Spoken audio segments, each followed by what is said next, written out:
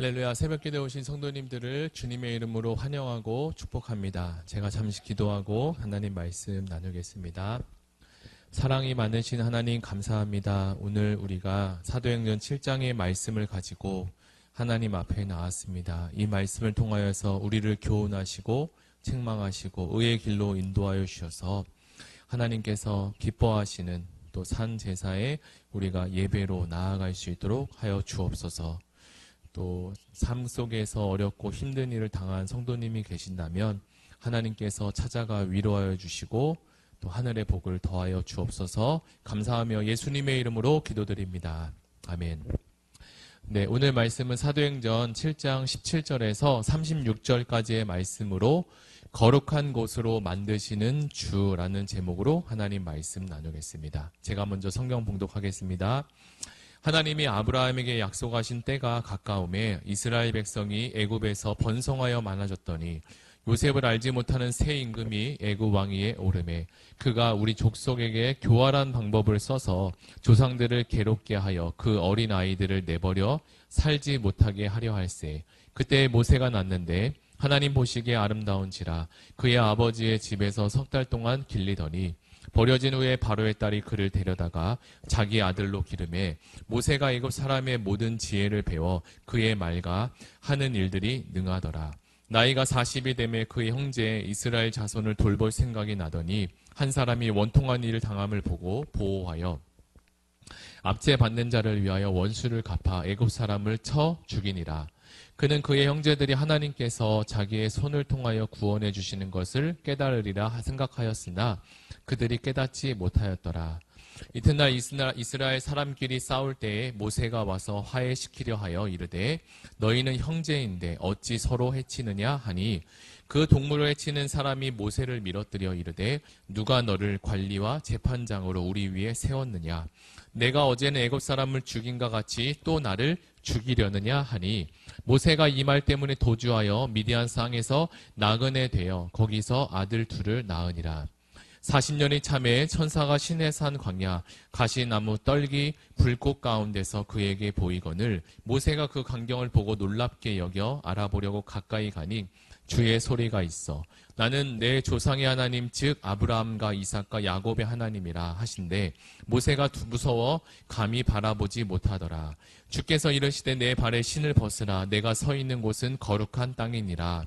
내 백성이 애굽에서 괴로움을 받음을 내가 확실히 보고 그 탄식하는 소리를 듣고 그들을 구원하려고 내려왔노니 이제 내가 너를 애굽으로 보내리라 하시니라.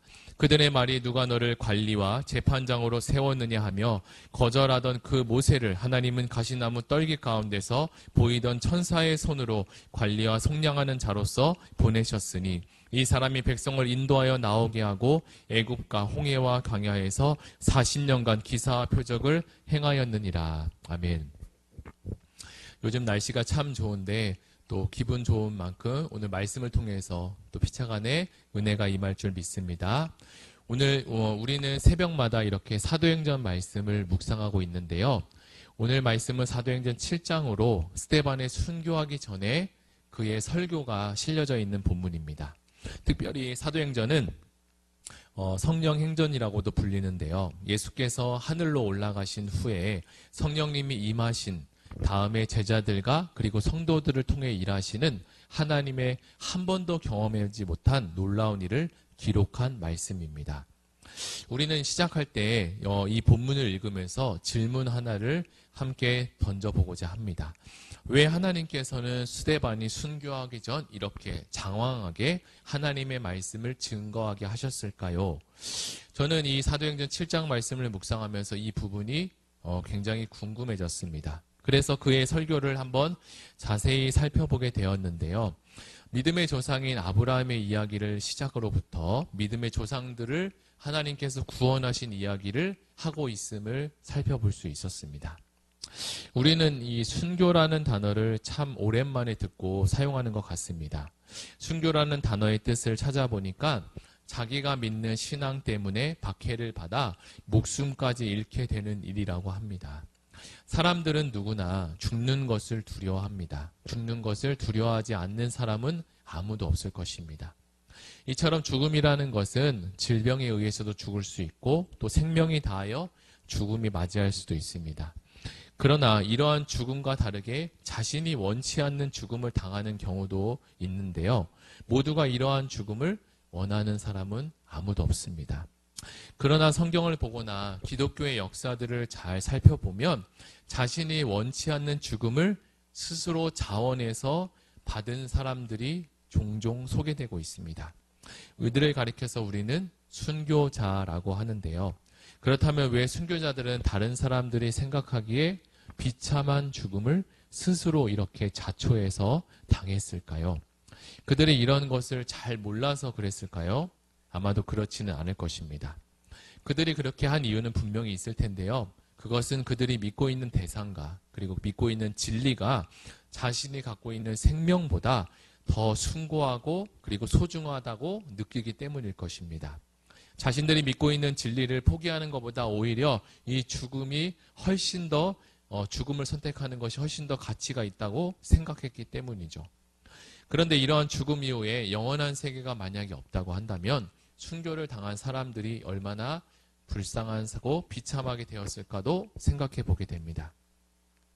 오히려 영원한 생명이 없었다면 얼마 남지 않은 목숨이라도 다른 방법으로 기회를 만들어서 조금 더 이 생명을 연장하는 편이 훨씬 더 나을 수 있습니다.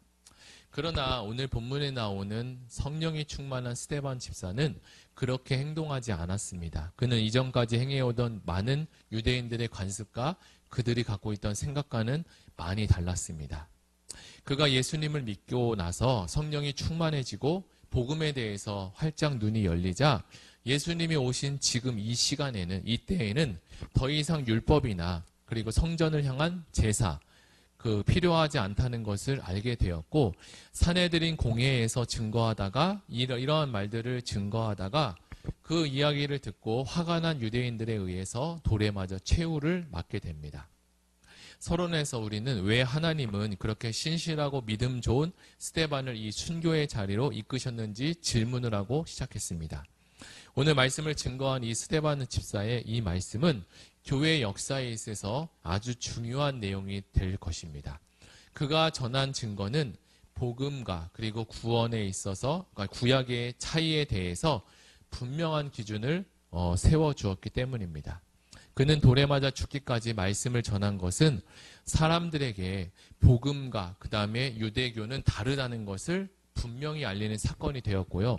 그 후에 사람들은 그가 전한 메시지를 통해서 성전이라는 그 장소, 그 성전 제사라는 곳에 얽매이지 않고 전 세계로 나가서 복음을 증거하는 계기가 되었습니다. 그는 그의 설교를 통해서 하나님의 일하심, 하나님의 역사는 장소나 그리고 현장에 얽매이지 않는다는 논리를 이렇게 장황하게 전개하면서 설명하고 있습니다. 오순절 성령이 임하셨을 때 가장 문제가 되는 것이 바로 성전이었는데, 하나님의 성령은 제사를 드리는 이 성전 제단에 부어진 것이 아니었습니다. 오히려 대제사장이나 제사장에게도 부어진 것이 아니었고요. 단지 소수의 사람들이 모이는 이 마가 다락방 한 사람의 집에서 그 모인 소수의 사람들에게 성령이 부어진 사건이었습니다. 그러나 유대인들은 성전에서 예배드리는 것을 너무나 자연스럽게 당연하다고만 생각했습니다. 그들은 장소에 너무 매몰되어 있었죠. 스데반은 그의 설교를 통해서 앞으로 성전이라는 장소에 집착하고 여기에 매몰될 것이 아니라 오직 예수 생명의 복음을 믿고 증거하는 것이 더 중요하다라고 설명하고 있습니다. 성전이라는 것이 예수님이 오시기 전까지는 당연히 필요한 것이었지만 예수님이 오신 이후에는 더 이상 성전으로서의 가치가 없다는 것을 말씀하고 있습니다. 이것은 그 당시 성전을 오히려 신성시하고 그리고 절대시했던 유대인들에게 즉각적인 아주 반발을 일으키게 되었습니다. 그래서 스데반 집사는 유대인들로부터 하나님의 율법과 성전을 모독했다는 말을 해서 고소를 당해 공회에 이렇게 붙들려 오게 된 것입니다. 스데반은요, 지혜가 그리고 성령이 충만한 사람이었습니다. 그의 설교를 보면 시작부터 구약의 이스라엘 처음 역사부터 이야기를 하면서 유대인이라면 누구나 다 듣고 이해할 수 있는 알법한 이야기를 그 이야기를 가지고 설교를 시작합니다. 이처럼 이 설교를 듣는 유대인 입장에서는 스데반의 설교가 어렵지도 않고 그리고 매우 설득력 있게 들렸을 것이라고 생각합니다.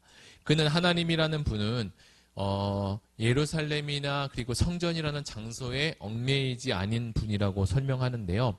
하나님은 성전 이전에 메소보다미아라는 땅에서도 그리고 애굽이라는 이방 나라에서도 그리고 시내산이라는 산 속에서도 임재하시고 말씀하셨다는 것을 우리는 잘 알고 있습니다. 그리고 두 번째로 나오는 이야기가 이제 모세의 이야기인데요. 모세가 태어났을 때만 해도 이스라엘은 아주 절망 그 자체였습니다. 애굽의 바로 왕이 히브리 남자 아이들을 모조리 강에 빠뜨려 죽였기 때문이죠. 그러한 절망적인 상황에 누가 태어났어요? 바로 모세가 태어났습니다. 그의 가족들은 하나님을 향한 아주 신실한 믿음이 있었습니다. 그리고 모세가 믿음이 생기고 그리고 하나님을 만나게 된 장소는 우리가 알고 있는 약속의 땅 가나안이 아니고요. 그리고 그 애굽 땅도 아니었고요. 그냥 그 아주 사람도 동물도 없는 황폐한 이 광야라는 장소였습니다. 자, 이것은 우리에게 어떤 메시지를 전해주고 있을까요? 하나님은 우리가 있는 장소가 어디에 있느냐가 중요한 것이 아니라 내가 어느 곳에 있을지라도 하나님은 그 장소와 그리고 나를 거룩한 곳으로 만드신다는 겁니다. 그래서 주님은 모세에게 너가 신고 있는 그 신을 벗어버리라. 너가 지금까지 살아왔던 너의 생활 그리고 관습 그리고 습관 너의 인생관 이 모든 것들을 이제 벗어버리고 내가 너의 인생의 주인이 되고 너를 이끌어 줄 거고 너와 함께하는 하나님이 될 것이라고 말씀하시는 겁니다. 하나님께서 우리에게 말씀하시는 그 순간부터 그 자리와 그 시기와 그리고 그 인생의 시점부터 바로 거룩한 성전이 시작됩니다. 우리의 이 신앙에서 가장 중요한 것은 바로 하나님의 말씀이 우리에게 임하는 겁니다. 그곳에서요 생명이 탄생하고 바로 구원의 역사가 임하게 됩니다. 오늘 우리는 이 스데반의 설교를 함께 묵상하게 되었는데요. 성령과 지혜가 충만한 이 스데반의 설교와 그의 순교의 이제 자리를 우리가 살펴보면서 우리는 참 많은 것들을 깨닫고 생각할 줄 압니다. 그는 누구보다 온유하고 그리고 신실한 초대교회의 집사였습니다. 그 소중한 이 스데반 집사를 하나님은 일찍 다 데리고 가셨는데요. 하나님은 그 스데반의 신앙 고백과 그의 순교를 통해서 현대를 살아가는 그리스도인의 마음가짐에 대해서 일러주고 계십니다. 우리도 믿음에 있어서 이 스데반 집사처럼 진심을 다하고 우리의 마음이 진심이어야 하고 그리고 어렵고 힘든 상황이 이 스데반이 순교의 자리에 섰을 때 얼마나 어렵고 힘들었을까요?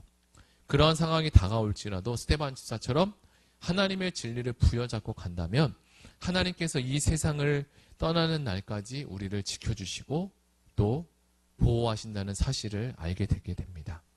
그리고 스데반은 믿음의 본질을 아는 사람이었습니다. 우리도 이 세상을 살다 보면 본질이 아닌 비본질에 집착하고 그것이 본질인 것처럼 생각하고 착각하고 살아갈 수 있는데요. 본질과 핵심을 꿰뚫고 살아가는 믿음의 성도님이 되시기를 예수님의 이름으로 축복합니다.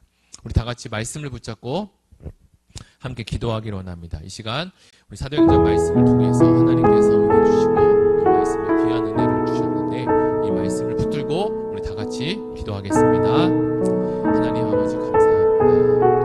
우리가 잘 알고 있는 이 스데반 집사의 또 설교를 통해서 그리고 그의 인생과 순교까지 그의 인생의 여정을 통해서 우리에게 말씀하시고 깨닫게 하고자 하는 메시지가 분명히 있을 줄 믿습니다. 하나님 오늘 이 말씀을 가지고 오늘 이 새벽을 열어가 오늘 하루를 열어갈 수 있도록 도와주시고 하나님 스데반 집사 죽는 그 순간까지 진리를 붙잡고 하나님을 붙잡은 그 신앙을 우리가 온전히 붙잡게 도와주시고 내가 하나님의 말씀이 임하는 그 장소가 하나님의 말씀이 하나님의 임재하시는 그 순간이 거룩한 성전이 된다는 사실을 우리가 잊지 않게 하여 주옵소서. 감사드리며 예수님의 이름으로 기도드립니다. 아멘. 두 번째로 기도할 것은 나라와 민족을 위해서 기도해 주시고 그리고 한국 교회를 위해서 그리고 곧 있을 우리에게 설립기념 예배를 위해서 함께 기도해 주시고 우리 가지고 오신 개인 기도 제목 가지고 다 같이 기도하시겠습니다.